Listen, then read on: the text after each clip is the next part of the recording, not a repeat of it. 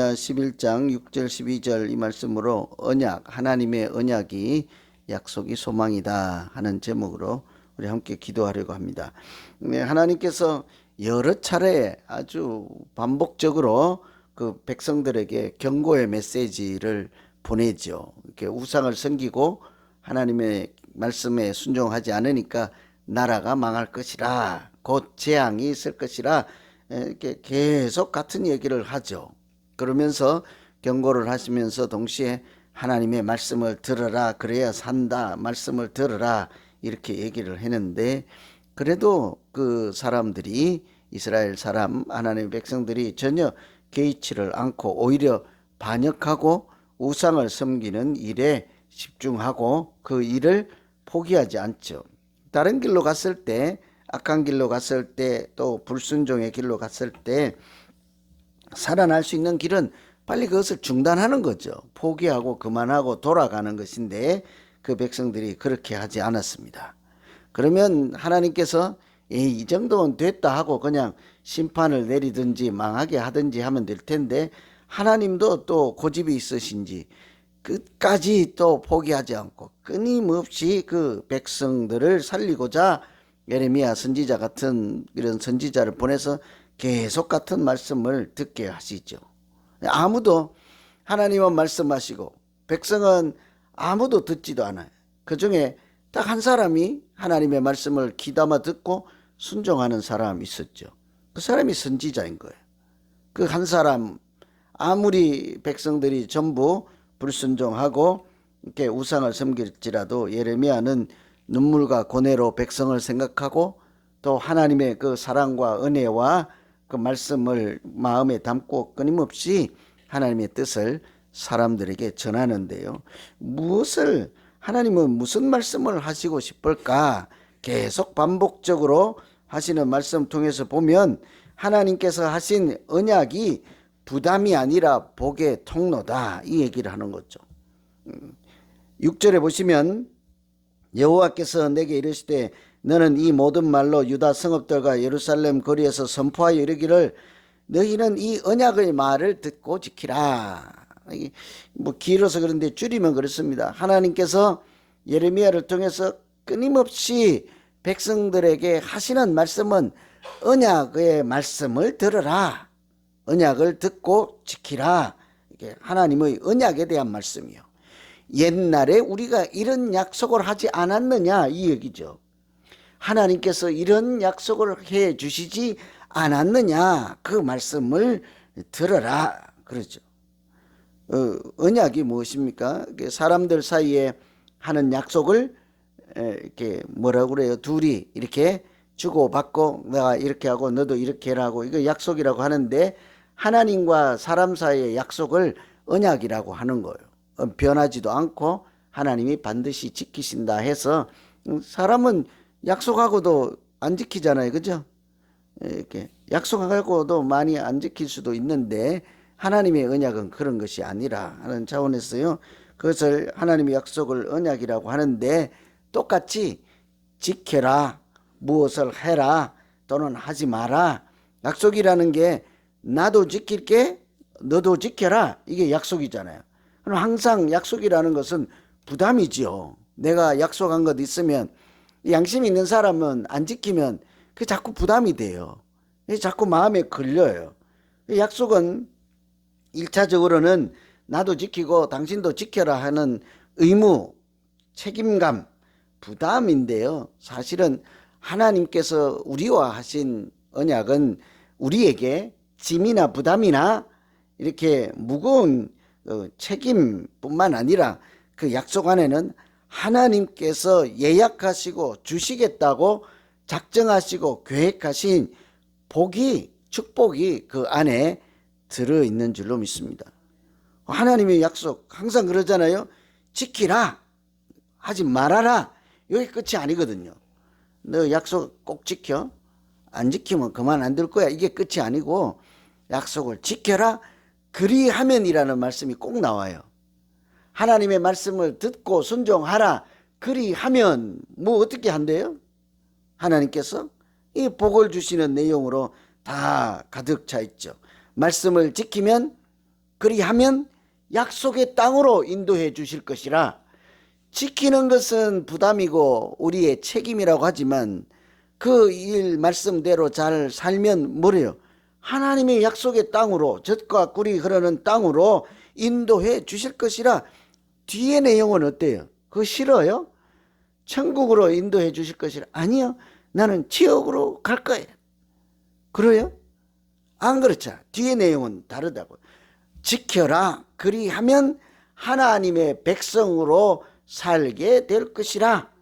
약속은 반드시 우리에게 부담, 책임, 의무 차원뿐만 아니라 하나님께서 우리를 위해서 예비하시고 준비하시고 계획하시고 주시려고 안달하시는 그 은혜가 있다고요. 복이 있다고요. 그리고 그 내용들 중에 말씀을 지켜라. 그러면 약속의 땅으로 인도해 주고 너희는 하나님의 백성으로 살게 될 것이고 하나님 스스로도 내가 너의 하나님이 되어줄 것이라 그러잖아요. 이보다 더 큰 복이 어디에 있겠습니까? 그래서 백성들이, 하나님의 자녀들이요, 우리같이 예수 믿는 사람들이 살아갈 길은 하나님께서 무슨 약속을 하셨는지 그 약속을 잘 기억하는 거예요. 어릴 때 여러분 부모님께서 약속하시면 그 말씀, 그 약속 때문에 잠 안 자고 맨날 요거 세고 있죠. 달력에 동그라미. 하루 지났다, 이틀 지났다. 뭔 날 기다리는 거예요? 생일날 장난감 사줄 약속 기다리잖아. 명절 때 뭐 때때옷 사줄 거 기다리면서 막 지오잖아요. 하나님께 여러분, 하나님이 내게 이런 약속을 해 주셨습니다 하고 달력에다 오늘 하나님의 약속이 이렇게 하고 계세요? 어릴 때 그런 마음이 있습니까? 그렇지 않아요. 우리 다 하나님의 약속, 뭐 하나님이 하셨는가 보다. 그러니 우리에게 예비하시고 주시겠다 하는 은혜와 복이 무엇인 줄 모르고 살아갔죠. 그렇게 살면 어찌 될까요?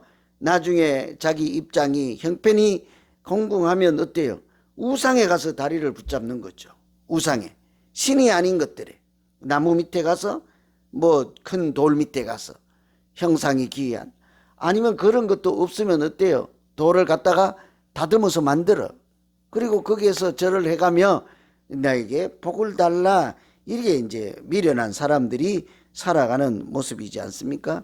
그래서 항상 하나님께서 내 목소리를 들어라, 청종하라, 이렇게 항상 하죠. 그래서 하나님의 약속이 그리하면 그 다음에 우리가 그 내용을 잘 기억할 수만 있다면 틀림없이 하나님께서 하신 약속은 우리에게는요, 부담의 차원을 넘어 책임과 의무를 넘어서 소망이 반드시 되실 줄로 믿습니다. 그래서 우리가 복을 누리는 길을, 그 사람들이, 이 당시 사람들은 복을 누리는 그 언약을 기억하고 행하는 그 길 버리고 불순종하고 징계받는 길로 계속 달려가는 거죠. 하나님께서 주신 말씀을 듣는 것이 복을 누리는 비결이 된다는 그 사실 하나만 알아도요, 우리는 여전히 소망이 있는 거예요. 그래서 그 하나님의 언약이 어디에 있습니까, 여러분? 나는 아직 못 들었고, 나는 아직 하나님이 써준 것도 없고, 나는 아직 몰라요. 하나님의 약속이 내게는 해준 거 없고, 저 권사님에게만 해주신 것 같아요. 어디 있습니다, 하나님의 약속이? 어디 있습니까? 이 약속의 말씀이라고 그래갖고 성경 그러잖아요. 성경. 구약 그러잖아요. 구약. 신약 그럴까요? 새로운 하나님. 이거 그러니까 성경책 이름을 신약 구약이라고 부르면 안 돼. 약방에 가서 자꾸 이거 구약 달라고 신약 달라고 그럴 수도 있으니까 새로 나온 약, 신약 주세요. 그러면 안 돼요. 그래서 이거 하나님의 약속의 말씀이라고 그렇게 책 이름도 바꿔놔야 돼. 너무 모르니까 우리가. 여기에 하나님의 비전, 우리를 위한 은혜, 사랑, 우리가 가야 할 하나님께서 마음속에 가지고 있는 큰 뜻이 들어있잖아요. 그러니 자꾸 성경을 읽어야 이렇게 우리의 영혼이 밝아지고 갈 길이 이렇게 드러나고 또 좌절하고 절망할 때 하나님께서 뭐라고 하시는지 세미한 음성이 들린다고요. 그래서 요즘 제가 지난주인가 언제 주일날 한번 말씀드렸더니 홈별로 성경 읽는 데들이 이제 생겨요. 하나씩 하나씩. 이렇게 하루에 한 장씩 읽고 이렇게 그 은혜 받은 구절 카톡에 이렇게 올리고 나는 이 구절이 마음에 들고 하나님께서 깊은 감명을 주셨는데 저분은 얼토당토하는 나는 보지도 듣지도 못한 같이 읽어도 그 구절에서 은혜를 받았구나. 아, 내가 놓치고 읽은 그 성경에 이런 구절도 있었구나. 이런 것 서로 주고받으면서 성경을 깊이 있게 배워가게 됐죠. 그래서 말씀을 붙잡고 듣고 지킬 때 하나님께서 책임을 넘어서 우리에게 소망을 주고 그 소망대로 이루어 주시는 그런 은혜가 우리 모두에게 충만하시기를 간절히 기원합니다. 두 번째는요, 기도할 수 있는 것이 우리에게 가장 큰 복이에요. 그러니 어제 선교 갔다 와서 안 오고 싶은데도 좀 꾸역꾸역 오셨잖아, 오늘. 그죠? 이 굉장히 힘들어요, 사실. 아이고, 나는 어제 갔다 와서 바로 약 먹고 들어 누워서 눈 뜨니까 아침인데 우리 집사람이 자꾸 볶아 적혀 갖고 왔네. 안 그러면 안 왔을 텐데. 안 가냐고 자꾸 들볶아가지고 지금 5시면 6시까지 1시간이나 남았는데 왜 자꾸 볶는 거예요, 5시에. 힘들거든요. 그래도 우리가 기도 시간에 오는 게 뭐예요? 여러분 그런지 몰라도 기도하는 것이 우리에게 복이요. 기도할 수 있을 때가 좋은 거예요. 사람들이 기도 안 하잖아요. 기도의 맛을 모른다고 하잖아요. 그렇죠? 기도할 때, 할 수 있을 때 정확하게 말씀드리면 하나님이 내 기도를 들어주실 때가 우리에게는 아직 소망이 있는 거예요. 오늘 11절에 보면 뭐래요? 그러므로 나 여호와가 이와 같이 말하노라. 보라, 내가 재앙을 그들에게 내리리니 그들이 피할 수 없을 것이라. 그 뒤에 봐요. 11절 마지막에 그들이 내게 부르짖을지라도 내가 듣지 아니할 것이라. 야, 이런 청천벽력이 어디 있습니까? 만일 이 정도 되면요, 기도해도 듣지 않는다. 그러니 하나님께서 우리에게 기도를 하라 하고 들어주실 때가 좋은 거예요. 우리 어머니, 아버지, 또 우리 부모님, 또 우리 선생님들이 옛날에 자꾸 우리에게 뭐라고 하시고 또 말씀을 드리거나 또 상담을 하거나 또 문의를 하면 들어줄 때가 좋은 거예요. 잔소리를 하든지 고운 소리를 하든지 들어줄 때가 좋은 거라니까요. 나중에 가면 내치잖아요. 저리 가봐, 뭐 딴 사람한테 가봐. 그러면 끝나는 거지. 하나님께서 오늘 이스라엘 백성들이 하도 하나님의 말씀을 너무 안 들으니까 뭐래요?